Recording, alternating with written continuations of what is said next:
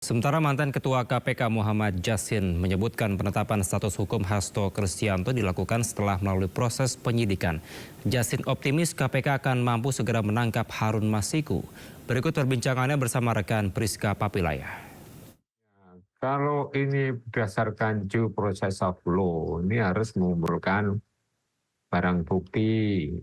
Barang bukti itu bisa banyak, ya, saksi, dokumen, kemudian petunjuknya, misalnya dari lawful interception, penyadapan, itu kan dikumpulkan melalui proses. Tapi kalau tangkap tangan ya segera, di proses hukum 90 hari sudah naik ke pengadilan. Tapi kalau melalui proses penyelidikan seperti kasus ini ya, kasus suap Harun Masiku ini dan keterlibatannya juga artinya baru diketahui setelah adanya bukti baru, yaitu kita menilai wajar lah seperti ini. Jadi kasus yang misalnya ditangani oleh pimpinan KPK periode sebelumnya, kalau kami dulu kan periode 1 sebelumnya, nah kami periode 2 menerima yang sudah setengah matang atau katakanlah tinggal mengeksekusi, itu yang mengeksekusi pada periode berikutnya itu suatu hal yang lazim gitu loh. Nah, proses sebelumnya sudah panjang, kemudian eksekusinya di periode berikutnya, itu suatu hal yang lazim dan tidak harus dikaitkan dengan wah ini ada hubungannya dengan politik ini. KPK ditugaskan oleh pihak tertentu untuk mentersangkakan oknum pejabat dari PDIP begitu. Saya kira enggak benar itu. Ini bukan kali pertama kok. Ini sekjennya kan juga sekjen itu bukan kok jabatan tertinggi di partai kan. KPK tuh beberapa kali menangani ketua umum partai itu ya. Sebelumnya ya, periode sebelumnya di periode kami dulu ya ketua umum Demokrat, ketua umum Partai Persatuan Pembangunan, kemudian Partai Golkar dan yang lain sebagainya. Kalau kaitannya dengan menangani kasus-kasus yang terkait dengan pimpinan partai begitu Pak, apa kesulitannya Pak? Ya tergantung pada misalnya kalau ketua partainya itu kebetulan terima suap, kemudian uangnya ada, yang menyuap juga ada, dianya sendiri juga ada ditangkap. Nah, itu proses cepat itu kalau tangkap tangan. Misalnya kasus mantan ketua umum di P3 kemarin itu, ya dengan inisial namanya RH itu kan cepat. Tapi kalau dimulai dari penyelidikan, itu ya sama dengan kasus-kasus yang lain, saya kira.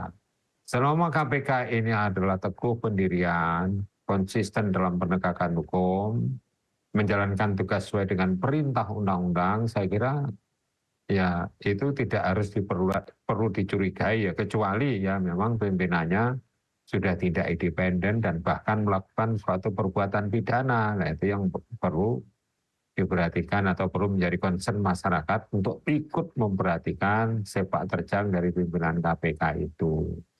Jadi kalau ini ya, karena yang memang Harun Masikunya belum tertangkap, masih menjadi buronan. Yang seharusnya pimpinan periode yang sebelumnya ini, yang periode 5, Pak Firly CS ini bisa menangkap itu.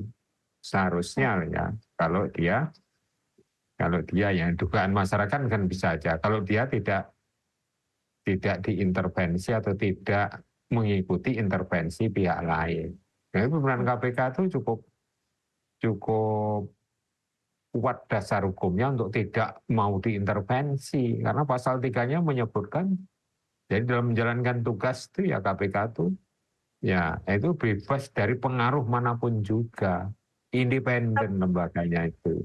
Ya, tapi kalau Anda melihat sendiri Bapak, kasus penetapan tersangka Hasto Kristianto ini terkait dengan Harun Masiku. Sesulit itukah menangkap Harun Masiku sampai 5 tahun? Sementara sampai sekarang belum juga terlihat begitu tanda-tanda akan ditangkap atau keberadaannya di mana, sementara CCTV sudah terlihat dan sebagainya. Ya, jadi saya tadi ya mohon maaf ya, membandingkan dengan pimpinan KPK periode sebelumnya. Kalau periode ini saya kira dalam waktu singkat ya Harun Masiku itu akan ketemu itu. Ini kan instruksi dari pimpinannya itu, penanggung jawab tertinggi dalam pelaksanaan tugas dan fungsi KPK itu ya pimpinan KPK. Begitu diperintahkan menyebar katakanlah intelijen, bekerja sama dengan penegak hukum lain, kepolisian dan kejaksaan, itu segera. Lantas bagaimana pemirsa tanggapan dari PDI Perjuangan terkait ditetapkannya sebagai tersangka Hasto Kristianto dalam kasus suap Harun Masiku? Berikut wawancara rekan kami Davi Pratama dengan Guntur Romli.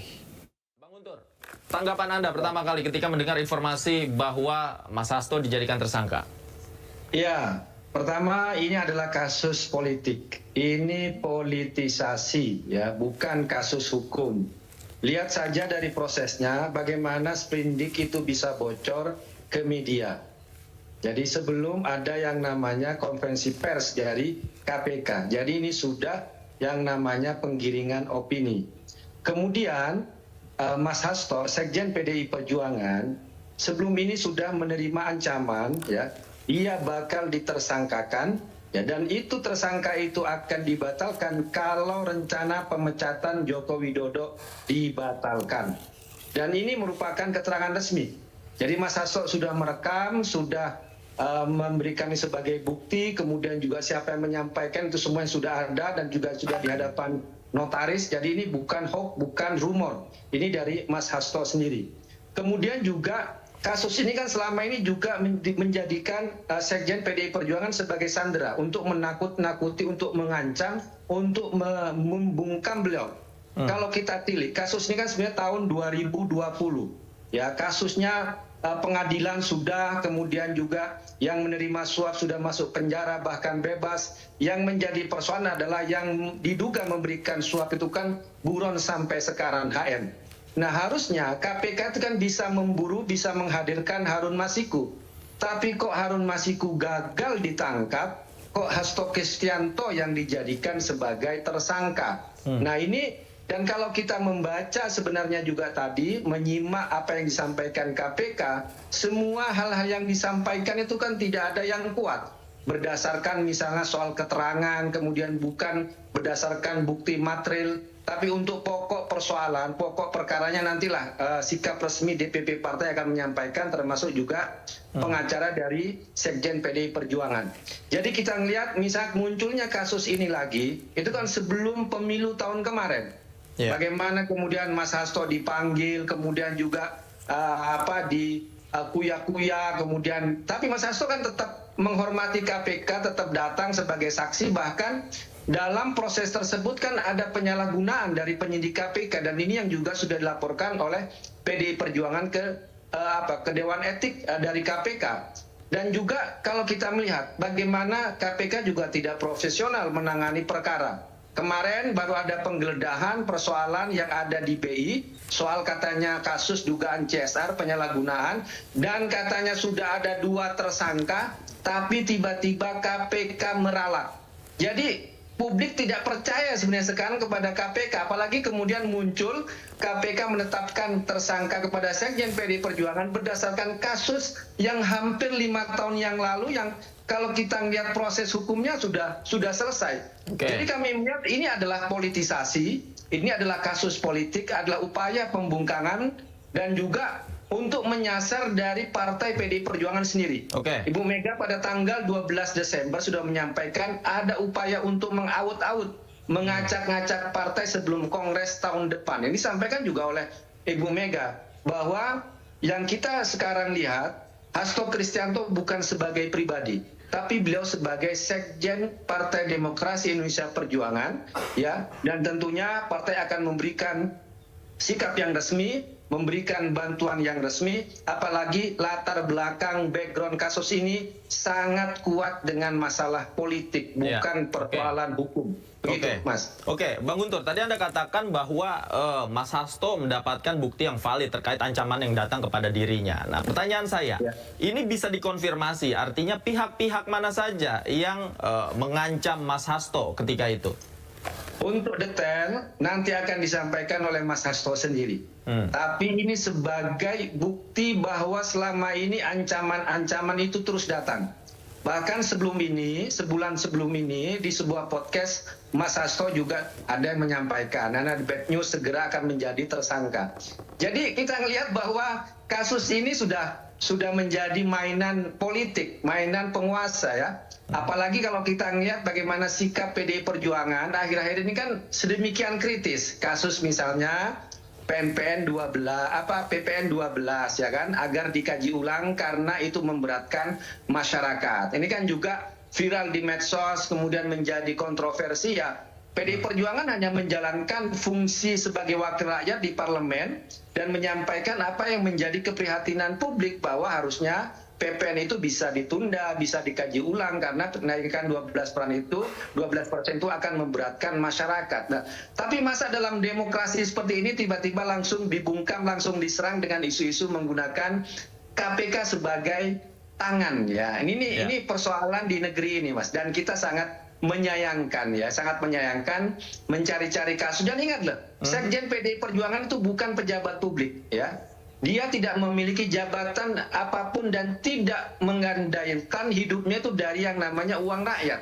Beliau murni sebagai Sekjen PDI Perjuangan, sebagai kader, sebagai pengabdi di partai yang ternyata karena kebijakan dianggap merugikan penguasa, merugikan katakanlah pemerintah, kemudian diserang balik dengan kasus-kasus politisasi hukum yang sebenarnya upaya untuk pembungkaman terhadap beliau. Begitu, Mas.